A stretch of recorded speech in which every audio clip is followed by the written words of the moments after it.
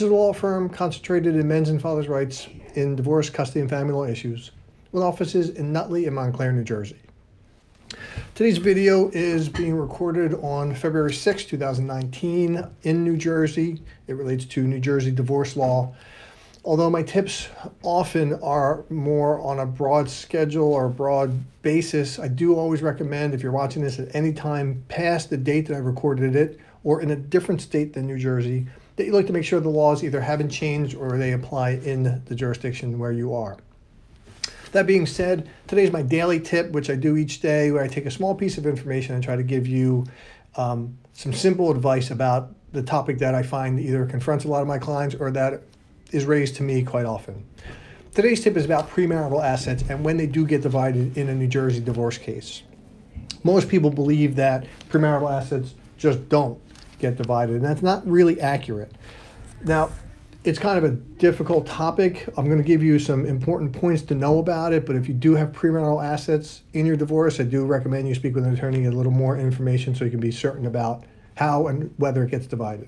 So the first thing you need to know about premarital assets, there's two main kinds of assets in a divorce.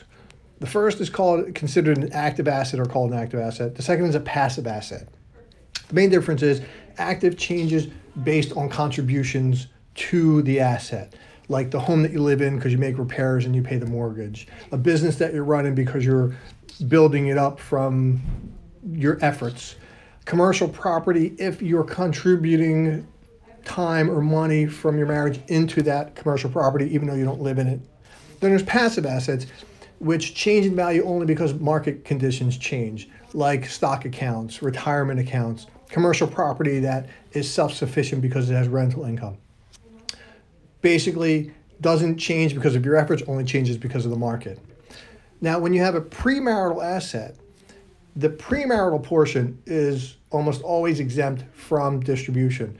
But the postmarital asset, the increase in the value will depend whether or not the asset is an active asset or a passive asset.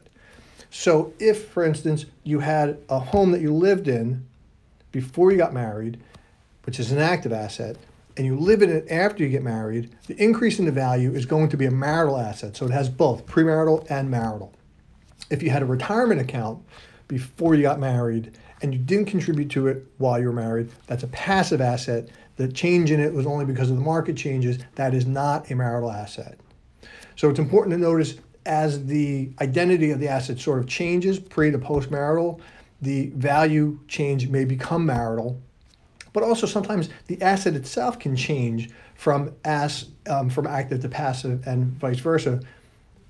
For instance, if you lived in a home that you owned premarital and you moved out of it into a new home with your spouse, that first home, which was premarital and active, is now post-marital passive because you're not contributing to it, assuming it was self-sufficient. You're not contributing to it. So in a nutshell, you have to know whether or not your asset, what portion is premarital, the value, and what value is postmarital, and whether it was active or passive, and whether it changed in the marriage or during the course of the marriage. That's it in a nutshell. Again, like I said, it's a very difficult issue. I do recommend you do speak to somebody about it if this is going to be part of your divorce. But I hope the information, at least from today, will give you some guidance and help. If it does, please like the video and share it so that others get to see it. If there's any questions you have about it or any tips you would like me to cover, you can message me through the social media that you're watching this or by email to brad@micklinlawgroup.com. Thank you.